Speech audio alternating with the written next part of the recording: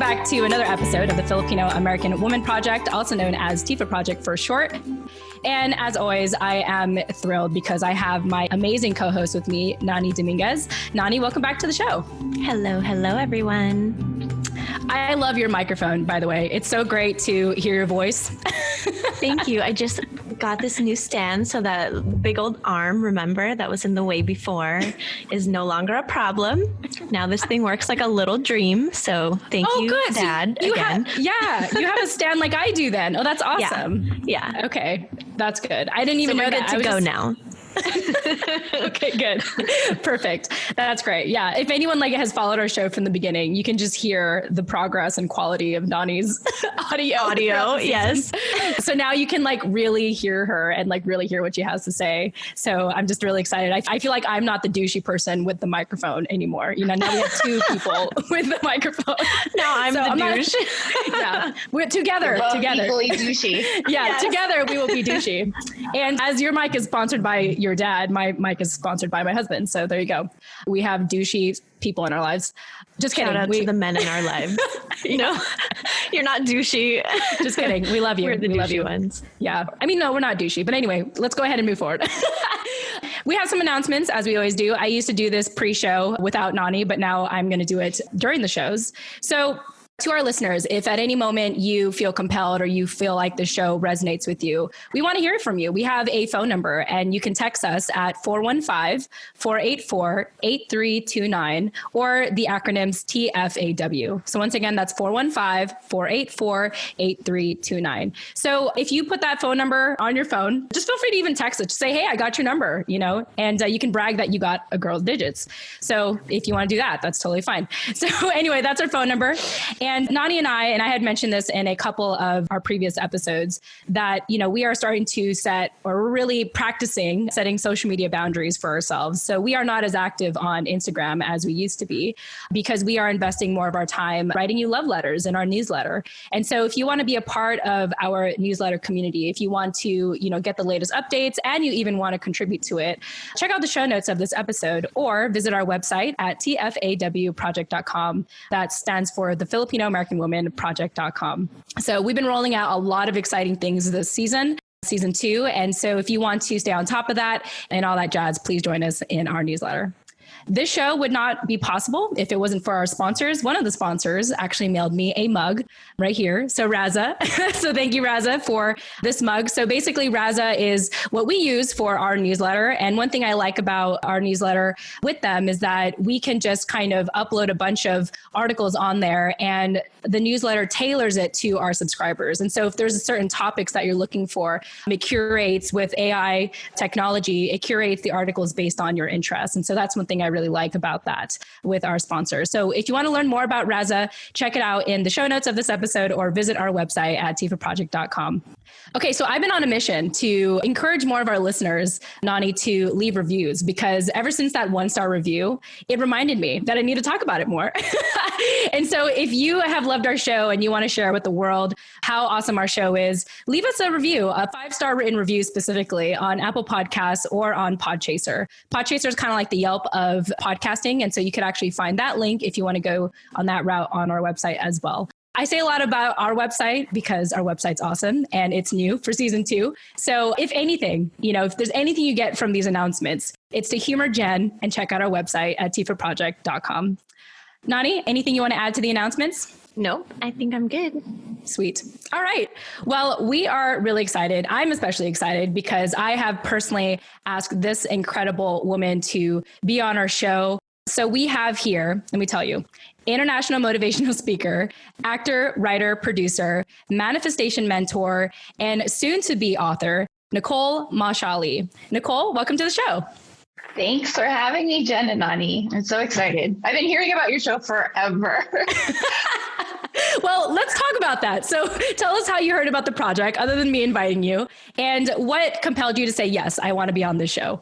Well, I think it was JL. So you interviewed her, I don't know how many months or maybe even, a year ago? I think a year ago now. Yeah. Yeah. So I don't know. With COVID, it's like days equal years to me. So it seems like a long time ago. Yes, seriously. Yeah. So I heard about it through JL. And then I found out that my former client, Josephine, was your sister. And I was like, oh, this is not a coincidence. Yeah. And, fun fact about that, last year, was it last year? Yeah, last year I was telling the family that I really wanted to invest in a coach of some sort, whether it's a business coach, a life coach. The specific part of it didn't matter. It was more so of like a coach. And I was asking them to help me raise money because there was a coach I had in mind. She actually gifted me your coaching program. And so if it wasn't for my sister, so shout out to Josephine, I believe she listens to these shows. She tells me on occasion. She doesn't she doesn't outright tell me she's like my number one fan or anything, but I do know she listens to these shows. So Josephine, thank you so much for introducing me to Nicole and, that program. And I'm sure we'll get into it throughout our conversation. Was really impactful for me because at the beginning of the year, I was going through a lot of personal changes, a lot of personal things. And it was just great to share that with you and also be in community with other women of color. So that was a really awesome experience to, do that in an 8-week program. And so thank you for that and for joining us today. Yeah, you're welcome. And I have to say a lot of my clients, especially Pinay, are like, oh, I love that podcast. Oh, you need to be on this podcast. So you have lots of Pinay fans that I know of. And I'm sure they're super excited that I'm finally being interviewed on there. They're like, about time, Nicole. I love it. I'm just glad you said yes. I was like, I hope she says yes. I'm going to manifest her saying yes to be on my show. So now you're on my show and everyone will be thrilled to hear you. Well, Nicole, when we do the show, we are constantly expanding our definition of what it means to be a Filipino American woman. And so right now, it's like I said, it's constantly changing. We identify Filipino American women as individuals who live or have lived in America that are of Filipino descent and identify as female or pronouns she, her. And we have also had the non-binary narrative on our show as well. So, Nicole, can you just tell us a little bit about your family background and why you identify as a Filipino American woman? Sure. So I have sort of an unusual family background in that I'm third generation, meaning my grandparents came and immigrated here in the 1920s.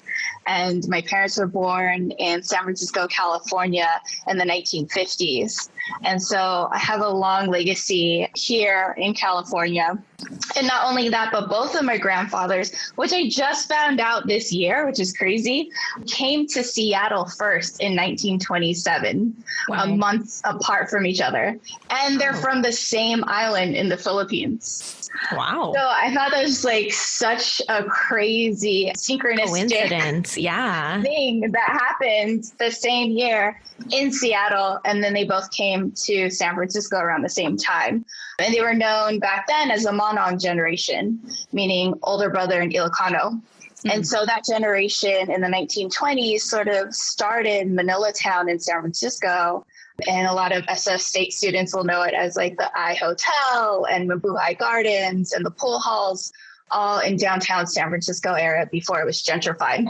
Mm. And so ever since the 1920s, my family has a long legacy of Filipino American culture and history here in the Bay. And my grandma was friends with Larry Itliong, who started the strikes and worked alongside Cesar Chavez. My uncle was there as a kid. He remembers being at the meeting in Delano when Larry Itliong passed down his position to Cesar Chavez.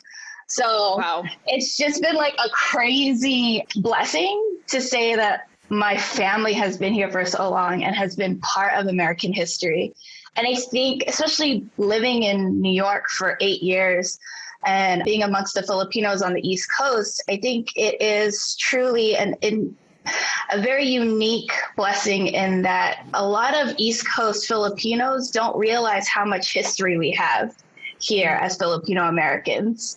And not a lot of them get to learn about our history here because ethnic studies, especially Filipino American classes and history classes amongst Filipino Americans, aren't really a thing in the East Coast. Mm-hmm. Whereas here in San Francisco, my uncle actually helped start the School of Ethnic Studies at SF State. through the Third World Liberation Front and starting the very first Filipino American collegiate club ever in the entire country. And that's called PACE. And that started in 1967. And it's still going on 50 years later. So now on the West Coast, you see all these like Filipino clubs and PCNs and, Filipino history classes, and now even going into high schools here in California. So I think it's such a blessing, and that's like such a legacy for me to like fulfill with my family. And I'm very proud of the fact that my family has been here for generations and done so much work for social justice and for Filipino Americans. Yeah, absolutely. I think it's amazing that, it's like you have your family here, and just like what you said, like they were involved in making history, for the Filipino community. And so when did you realize that you were in a unique situation? Like you weren't just third generation Filipino American, but like realizing that it's not normal to have a family such as yourself that was so involved, in the community, in the Bay Area, in California in general. Like when did you realize like, wow, like I have a pretty kick-ass family? It was definitely in high school. So like in middle school, I hung out with Filipinos, but mostly I hung out with Chinese Americans because I was a nerd. I was in all honors classes. Nice. And so in my experience, I really didn't understand that until I hit high school. And all the other Filipinos, most of their parents came in the second wave, which was like the late 70s, early 80s. Mm-hmm. So I would constantly get judged for not speaking Tagalog and not understanding Tagalog. And their parents would constantly be like, why don't you speak? And I had to explain to them, well, my family's been here for so long. Both my parents don't speak. I speak more than actually my mom and my dad. Oh, wow. And then I think I was in conversation with my mom and feeling guilty and full of shame that I didn't speak Tagalog, and asked her, well, why didn't you ever teach me? That she was like, sat me down and showed me all these documents about my uncle and his involvement with the Third World Liberation Front, and also the student strikes in 1968 at SF State, which was the longest student strikes in the history of America. That there's something to be proud about being Filipino American, and for having a family that did so much community activism and work for Filipino Americans. I mean, even my grandmother, when she first came here, she would help the Monongs with their immigration papers because she spoke really good English. And she helped pass legislation on the Senate level to help Filipino dentists not have to go through schooling all over again in order to practice here in California. And she helped do that. And there's her signature on the law and everything. So my mom showed me all those documents, and she really instilled in me to be proud about where I come from and our legacy of our family. And I think after that in high school, I sort of released my shame about not knowing Tagalog and really like embraced all the changes and history that my family helped with. And so after that, I was like, all right, I'm going to SF State because that's where it all started. That's where my uncle had his legacy, and that's where he started his own Filipino American collegiate club.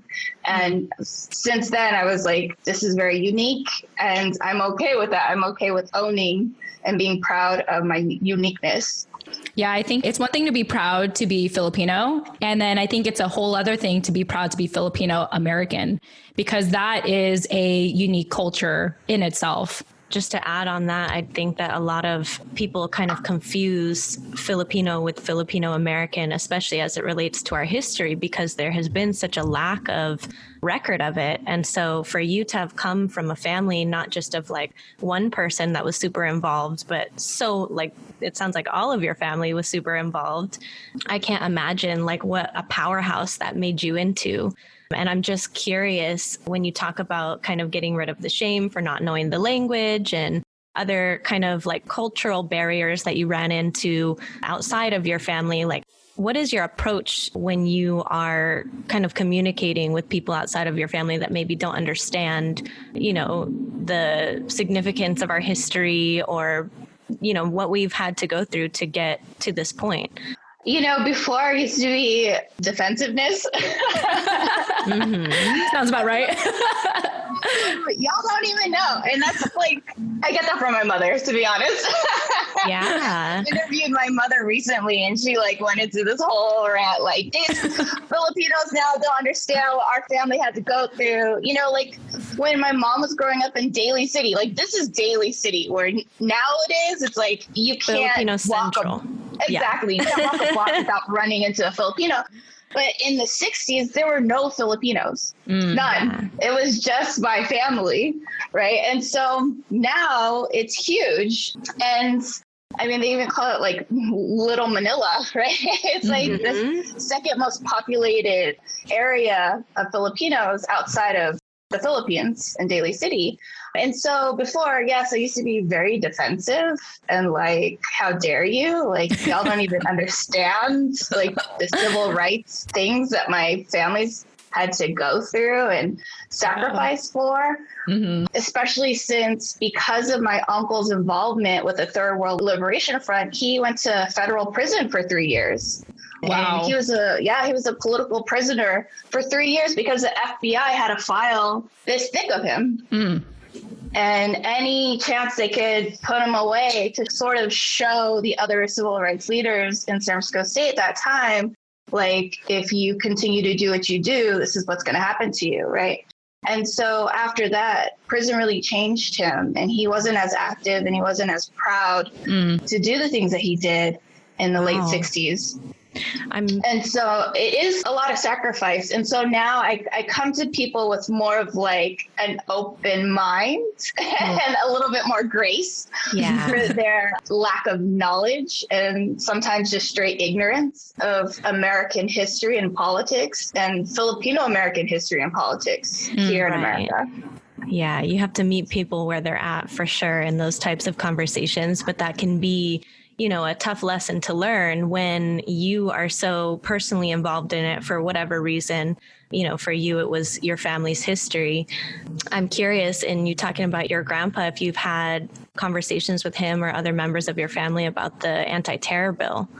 So both my grandfathers passed. One passed before I could even meet him, and he passed away in the Philippines, I think in the late 70s. Mid-70s, and the other one passed in 1999. So they weren't around to see the terror bill that's just been passed.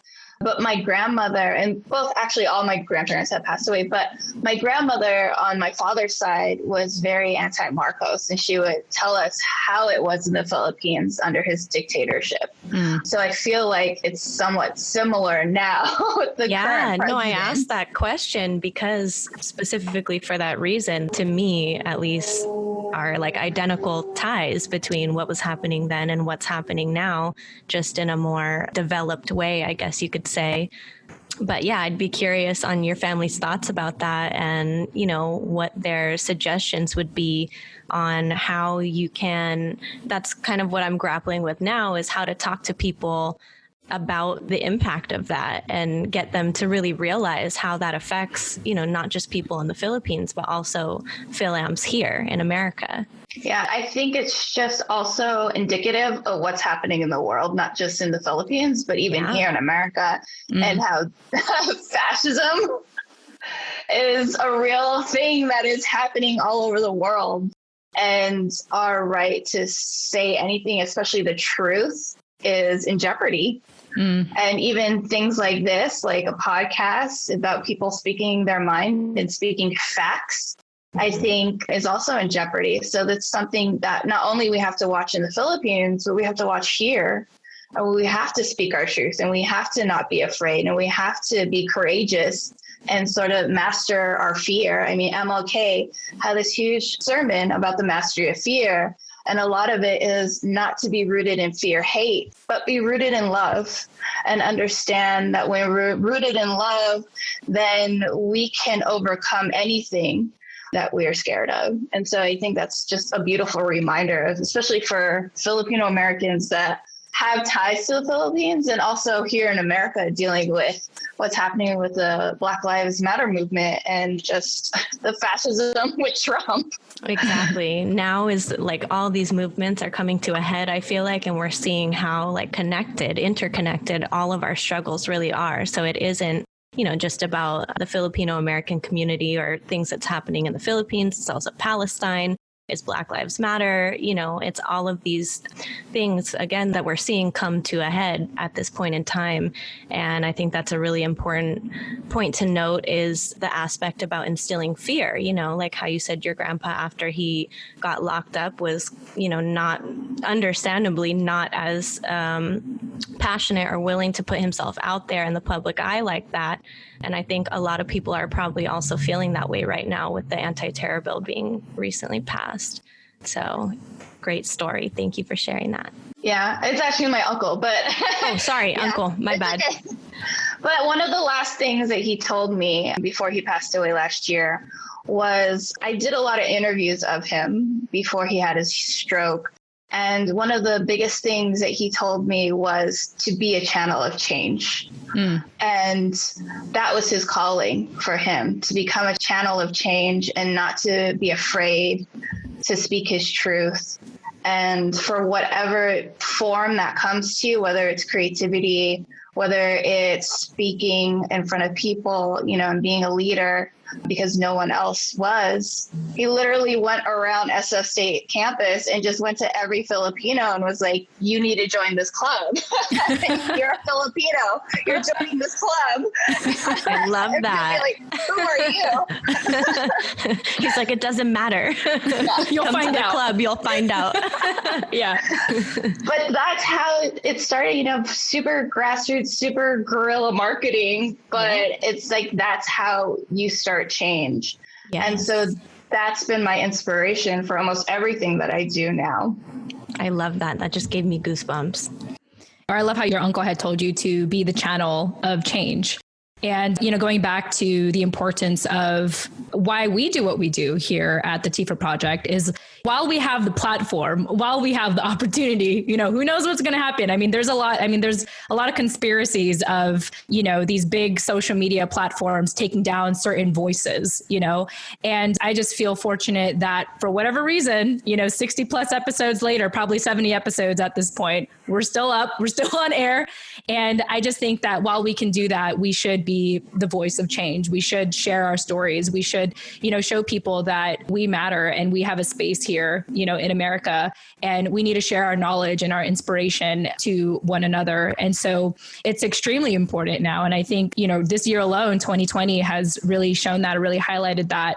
We were never really planning to get to this place on the show. I was never expecting to get political or anything, but I'm glad we're here. I'm here for it. I'm glad that we're in a space where people want to listen, and more importantly, people such as ourselves want to speak up so that people could listen to us, So speaking of which, Nicole, why don't we talk about what you're doing today, as someone who has this wonderful legacy of your family?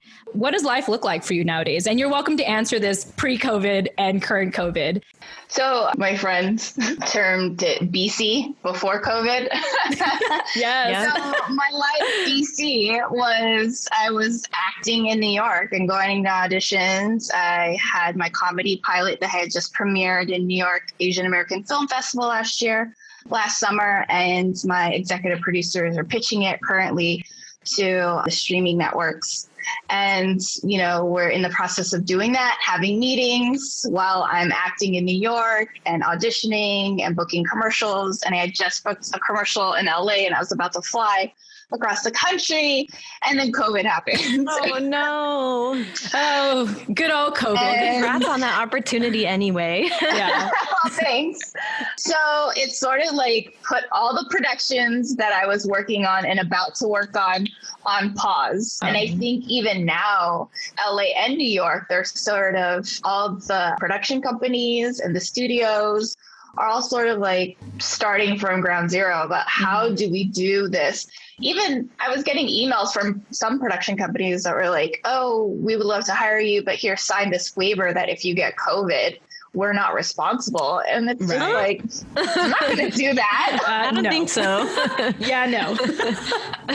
No. So I took it as a sign. I've been wanting to move back to California for 2 years. And so I took it as a sign from the universe that it was time to move back. And it was time to sort of reposition myself and reinvent myself as a creative and a creator. And so I made a decision with my husband that I would move back to California while he's working in New York. He does something completely different, sales. And I wanted to really focus on my writing and just writing, and also teaching my course, my online course, Manifesting Magic, that deals with a law of attraction principles. And so it really was a sign from God that, like, this is the time now to focus on these projects that you've been thinking about for 10, 15 years, but just haven't had the time to sit down and write. And just yesterday, I started writing my book, and I got up to 2,000 words. And I have my outline and everything, and it's just flowing out of me. So now, post-COVID, I'm really taking this time to just go with the flow and understand my path now. It's sort of like this whole metaphor of a phoenix rising, and not allowing COVID and this time of, I think a lot of people think of it as a struggle. Yeah.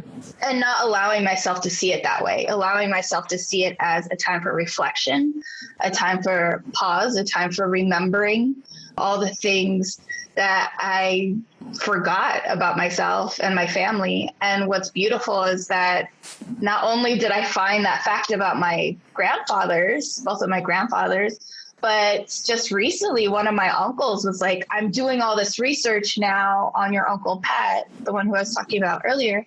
And he like literally went down the rabbit hole of like our family's legacy. Wow. And he's written like this 17-page document of like our family back to like great grandfathers. Wow. Oh, man. And, how cool. And it's like huge research that eventually I want to use for a movie about my uncle. And that's something that I've been wanting to do since he was alive, a movie about him, sort of like a la Hidden Figures and Forrest Gump. It's like Hidden Figures meets Forrest Gump. And also just to highlight like the importance of Filipino American history and knowing our roots here in America. So yeah, post-COVID, it's a lot about research, remembering, and writing for me.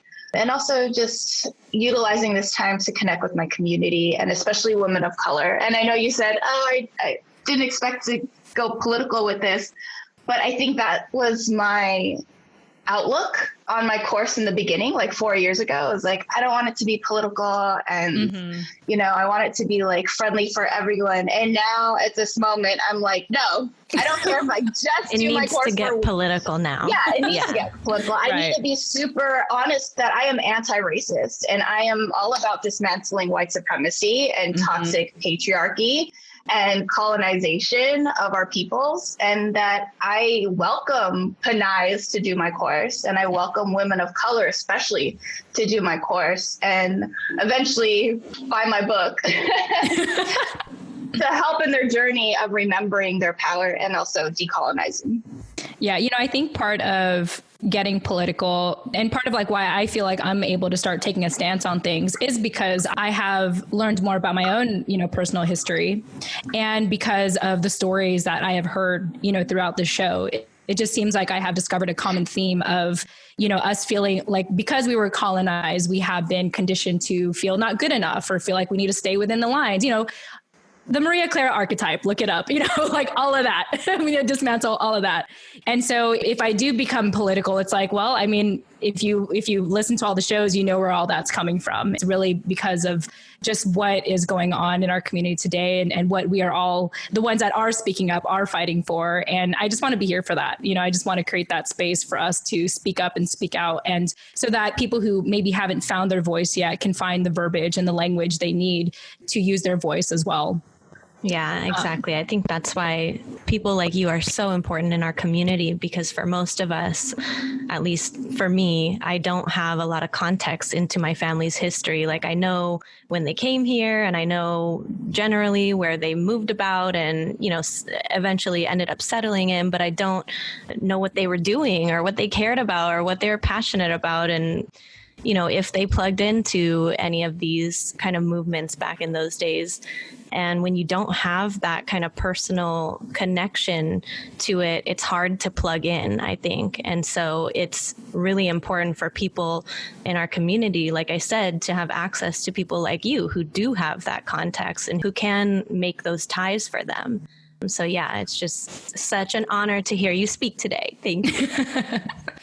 Yeah, I just keep blowing up Nicole. I just keep edifying We're just fangirling over here. Yeah, we're just fangirling. That's how we're doing. Nicole, you know, from what I know of you or what I have learned of you so far this year, you mentioned already that you were living in New York for 8 years. And I think this story is really important for our listeners to know. What inspired you? You know, what was the catalyst for you to be like, I'm going to leave San Francisco, I'm going to go to New York? Yeah. So, so I remember ever since being 12 years old, wanting to be an actor or creator or something to do with TV and film. And growing up, you know, you have that childlike wonder, right? And you think anything is possible. And then you go through high school and then you go through college and you hear all this conditioning that you can't do that because there's no darker Filipinos on TV. I remember distinctly my grandma telling me I couldn't do that because the only Asians were Connie Chung and Lisa Liu. And I wasn't Chinese and I wasn't rich and I wasn't light skinned enough to be on TV. And so I put those dreams in the back of my head and I pursued news broadcasting because it was much safer, right, as an Asian American woman. And so I did that. I worked for ABC7 in San Francisco for 5 years. I was associate producer. I worked in the news department for the morning news, and I hated it. I hated every minute of it. There are some people that are really nice, but I hated what I was doing, and it just didn't feel in alignment to who I was. And then I switched careers into PR and event management. And I did that for 7 years and I was really good at it. And I remember feeling like this is not what I want to be doing though. You know, I was still involved in the community. I was part of Bindle Stiff Studio, which is the only Filipino American theater in San Francisco. They're still going strong on 6th Street. And I owe a lot to them as far as helping me tap into my creativity while I was working. Because, you know, after work, I go and do shows and like learn about stand-up comedy and directing and writing, and I would act on stage, but it wasn't something that I was doing full-time as a career. And then the summer of 2011, I got a phone call and it was my stepmom, and she said, "Your father is in the ER and you need to come quick." Oh God, oh, it's already starting. I remember driving to Seton Hospital and I remember saying in my head, I'm not losing my father today. Yeah. He'll be fine. And he went in for a throat infection, which sort of spiraled out of control. And an hour later, he was in the ICU. He had suffered a stroke. And then a couple of days later, we found out he was brain dead. He was in a coma. And we had to make the difficult decision to pull the plug or not. And he was already brain dead, and there was no way of reviving him. And so my mother and I decided that it was time for him to transition. We waited 4 days before we made the decision so that people could say goodbyes, so we could say our goodbyes. And he passed away in July 2011. But the thing that I remember most about that was a month before I had spent Father's Day with him, and we hadn't spoken for months because we were sort of estranged. We weren't seeing eye to eye on certain things. And so a month before, he actually like apologized. And he said, "I want to see you for Father's Day. I want to take you out to lunch." And for whatever reason, on that day, I decided to record our conversation. Wow. And so I have video of him telling me, you should go to New York. You should follow your dreams of becoming an artist. And never stop doing your art. In his words, never stop doing your art, man. And follow your karma, man. He was such like a Cheech and Chong-like character from the 60s. I love it. He was so adamant about me following my love and just going for it and not just staying comfortable here in San Francisco because my family was here and I had a good job and I had health insurance. And so after his funeral, I made the decision, fuck it. I'm leaving everything behind. I left a 1-bedroom apartment in San Bruno that was $1,200. Now you could never find that. Yeah, never again. Not in the Bay. And then I moved to New York and I didn't have a job and I didn't have an apartment and I didn't have family and I didn't have manager or agent or anything in New York. And I just was like, I'm going to do it. I'm going to take this risk. And life is so short. My dad didn't know he was going to die at 52 years old. Yeah. And I don't want to die thinking I could have done something different if I had just taken the risk, if I had just jumped out of my comfort zone. And so that fact that he told me all that and the fact that he passed away so suddenly was sort of like a catalyst for me to take a risk and to believe in myself and to not let other preconceived ideas or other people's projections for me to hinder my belief in myself and my belief that I can accomplish my dreams. And that sort of also segued into 1, being a creative full-time in New York, and 2, starting this whole course of law of attraction and being a living testimony that this works. Really, it's about what you believe and what you think and all the thoughts and actions and beliefs that you put behind in your life and that you put your energy and focus into. And because I started just to believe I can do this, the world started to change around me. And so now Crazy Rich Asians is one of the top grossing rom-coms, in Hollywood. And now you're seeing the Black Lives Matter movement and all these Hollywood execs are like, oh, people of color stories. Yeah, we want this. Colin Kaepernick just got a multi-million-dollar deal with Disney 4 years ago that seemed outrageous. No one wanted to support him. Right. And now it's Disney just put out Black is King by Beyonce. Yes. Wow. I haven't even seen that. We would have never expected even just 3 years ago. Right. And so I think for especially women of color to step back into our power and understand that even if the world is not ready for what you believe, who cares? Focus on what you believe, focus on what you want, focus on what you want to manifest and what you deserve, because the world will eventually come when it's ready. Just keep working on yourself and keep working on your own inner belief system and remove anything that is not serving you anymore. Because once I did that, boom, all these magical miracles started to happen and experiences and people. And I went from being super depressed my first year in New York and having to work 5 jobs as a waitress and, helping a real estate company and doing temp work and living in a shitty Harlem apartment. So 4 years later, booking one of the biggest acting jobs of my life and traveling around the world and living in this beautiful Brooklyn brownstone and meeting my life partner. So it really is a testimony that law of attraction works and you just got to take risks.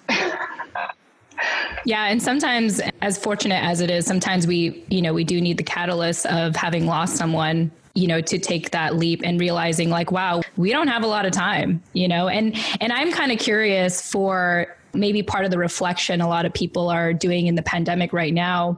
I think part of a reflection might be regret. They're thinking man, if only I had done this before the pandemic started, I thought I had more time. And so I can only imagine what the new normal will look like whatever new normal we end up getting to after this current new normal. Will people take more chances? Will people stop? Will they let go of their limiting beliefs and just show up and be of service to other people and live their best lives? You know, it really gets you thinking about that. I mean, I've been thinking a lot about that. I feel fortunate that, fortunately the pandemic hasn't hindered me too much. I mean, could I have more of a social life? Yeah, sure. But other than that, it's really a time of reflection. And I just appreciate you sharing all that you did, because, you didn't need a pandemic to do all that change. And I always love hearing this story of, a daughter-father relationship, because you probably know this through my sister. Like, we lost our dad when we were really young. My sister was only 5 and I was 10. And so I just think it's such a blessing that you were able to, capture that last moment with him, that video of him talking to you and encouraging you, because I can only imagine how inspiring that is to replay that when you need it, and so it's beautiful. Everything that you share is beautiful. And I'm just in awe of you. And I'm so glad that you are here today to, share your story and give us a pep talk, to get to work. You know what I mean? I was like, her lashes right now are convincing me to get to work.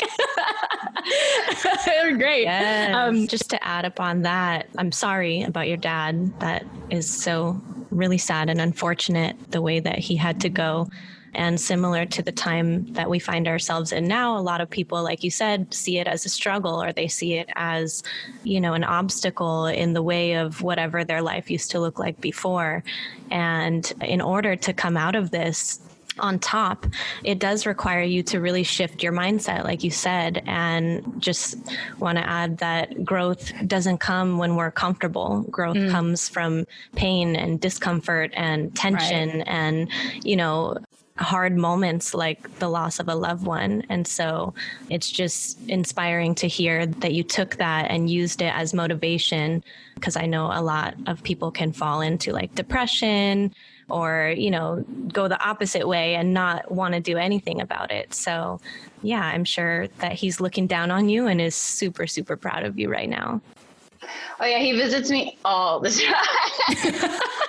I love it. He comes to the forum of hummingbirds, and ever since I came back to California, I have seen them almost every day. And I'm like, okay, Dad, I know this is a reminder I need to be writing right now. Okay. I get it. He constantly, when he was alive, he'd be like, you need to be writing your stories. You are a voice of your generation, man. You need to be writing your stories because, Jimi Hendrix and Cyndi Lauper, they did their shit when they were writing, and they didn't wait for anyone to tell them what to do, and you need to just write your stories. Oh, I wish we could have met him. He sounds so cool.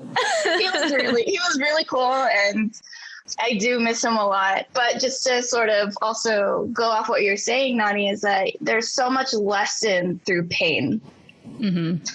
And I feel like I've learned so much through my painful moments. There's this meme that I saw the other day, and it was sort of like everyone sees success as you're in the middle, failure's on one side, and the success is on the other. When really you're here, this is failure, and then this is success, right? So you sort of have to go through pain and failure to reach that milestone of success. I take it one step further in that your journey, every part of your journey is success. And so even that part of failure that we're so scared of and so don't want to be a part of and in, that's still part of your journey. And I don't think I'd be where I am today if my father hadn't passed away, unfortunately. And also I didn't struggle so much in the beginning as a New Yorker, a fresh-faced New Yorker, super naive, and had no idea what a New York winter was, or having to struggle through 7 jobs. My sister told me about that. Her first year was really hard for her. It was so hard. And now I look at my life and I'm like, it's still going, and I still haven't reached all of my goals or milestones. But my Uncle Pat was also like, when I was complaining about it, like, oh, I'm almost 40 and I don't have all the things that I wanted. And he looked at me and he was like, you're not dead. Like, you can keep going. It doesn't mean you're dead at 40. Yeah, there you go.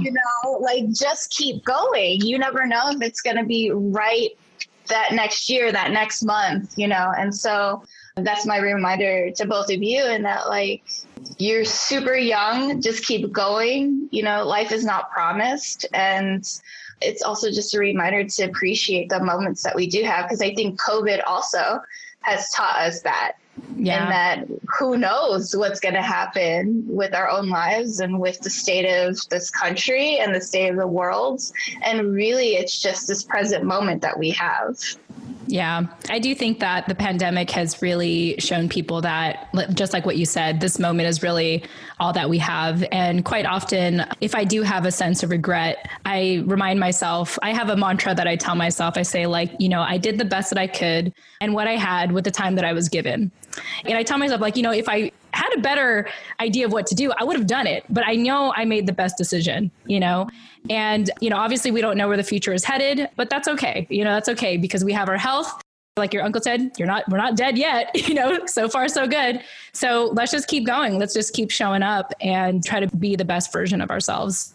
Exactly. I was just going to add to my little analogy and just say that flowers can't grow without rain.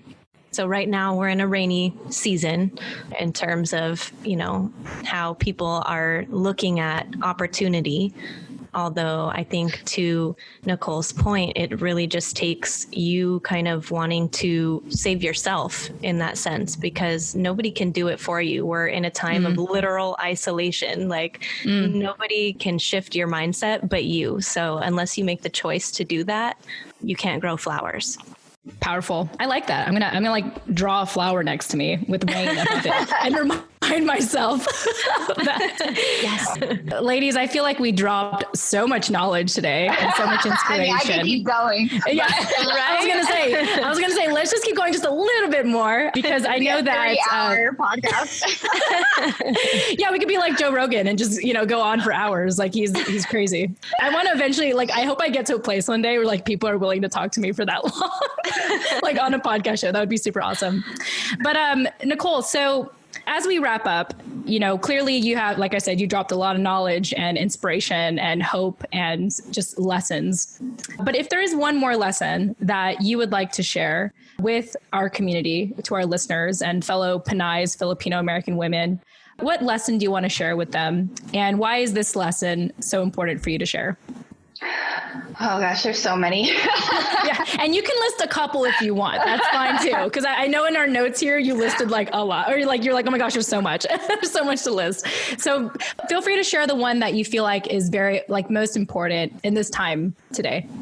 I sort of want to piggyback off of Nani again in this beautiful metaphor of flowers, right?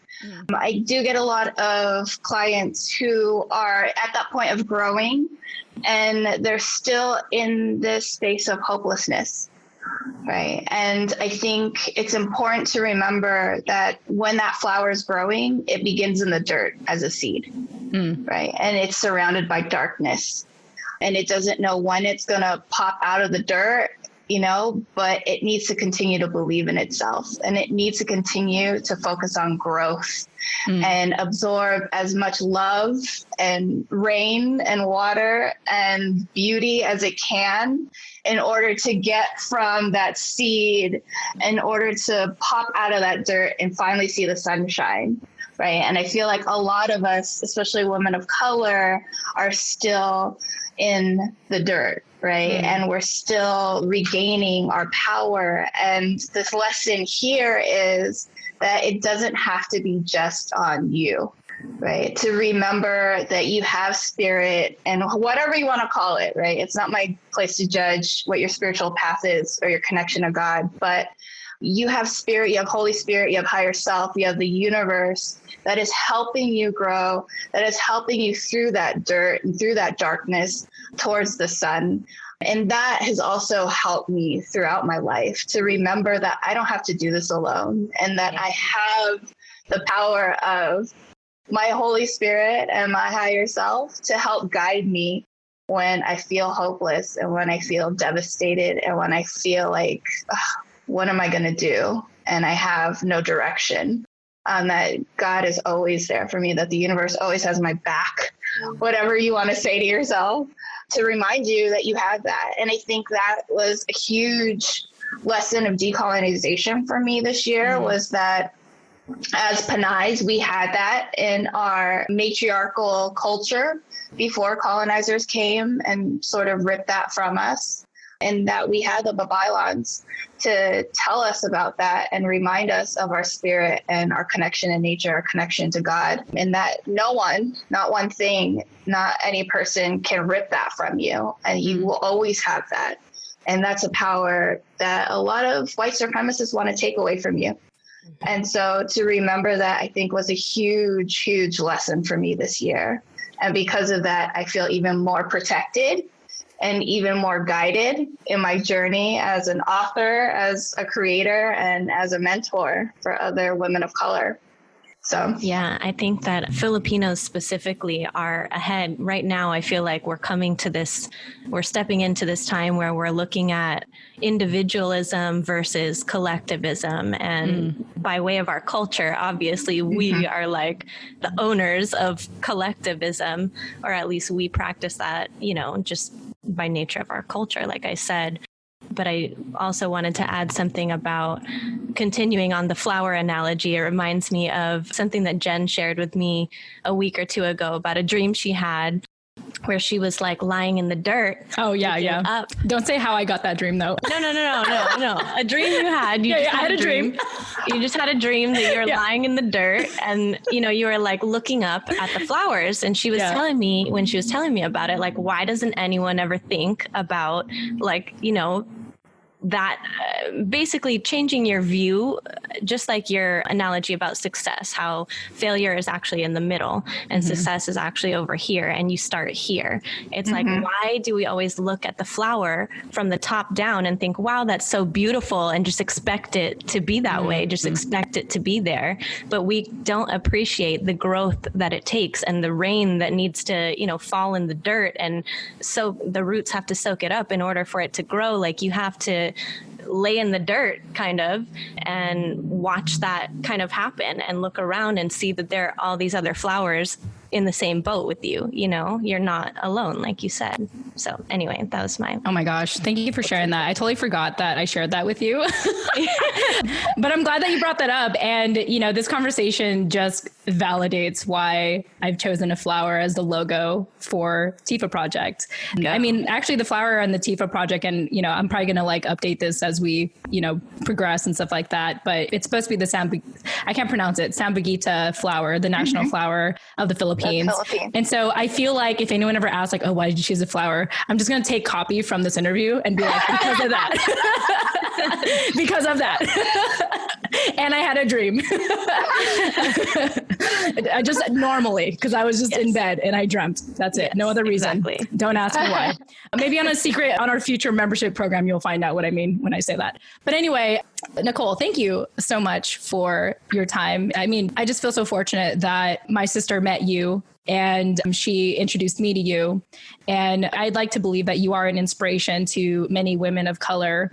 You are like the epitome of what many of us, I think, want to aspire to be, which is, to be a creative, to build something out of passion and not just follow that normal route that so many of us feel compelled to doing for all good reason. We all have our reasons for doing it. It's just nice to see someone who decided to take that leap and be the best version of herself. And even today, it's still an ongoing journey for you as you now are in the process of writing your book. So for people that are interested in reaching out to you and learning more about you and the good stuff you're doing, how can they do that? How can they find you online? I just had a meeting with a social media manager. So just for simplicity, they can go to my website, NicoleMaxali.com, or they can find me on Instagram through @NicoleMaxali. I also have a spiritual-based IG, which is Don't Call Me Woo Woo, which will eventually be my promo IG for my book. Yeah. And I'll just say a little thing about why I chose Don't Call Me Woo Woo. It's because white culture has totally culturally appropriated so much of the East Asian and Asian spirituality practices. And so when people in college would call me woo-woo, it just didn't sit well with me. And now I understand why. It was like, no, because I'm returning back to my original spirituality before we were colonized. And this is not woo-woo, it's not new age. This is ancient wisdom given to us by spirit. So get it right. Yeah, I remember in the beginning of our sessions, you had mentioned that the whole woo-woo stuff does come from people of color. Like that's where it originated from. And it just so happens that the white colonizers appropriated it, you know, for our society, which is like, it's so crazy because I have like a number of white friends and they're all about like going to the shamans and like going to Mexico. And, you know, even my husband, he went to see a shaman for an entire week and he did the Abigail and all that jazz. And like him and all his friends were like all about it. And I was like, I just think like, it just didn't like, I don't know. I just thought it was so funny that like how American society has appropriated a lot of things that have originated from colored people. And I just, you know, like how right now at Trader Joe's, they're like, you know, renaming a lot of the ethnic type of products that they have there because they were trying to make it cool for like white people. And now it's like, nah, not anymore. Like you need to like name it right. you know, so it's interesting. Like even organic, for example, like I'm trying to think of like a good example of like what's organic. And it's like, man, we've used that in the Philippines like all the time, you know, like there's a lot of examples where I'm just like, how is that cool? Like that's like super cheap in the Philippines and you're like overcharging it here, you know, but anyway, that's a conversation for another time. People are hungry for culture here. Right. Yeah. Now it's cool to be cultured. So this is why we have a show like this. It's time to show up and be like, yeah, we're cool. You want to be like us. You want to be dark skinned like us. We're cool. We want to be mixed like us, you know, like Nani. I'm trying to add Nani into the mix here. Thank you. Thank you for that. You're welcome.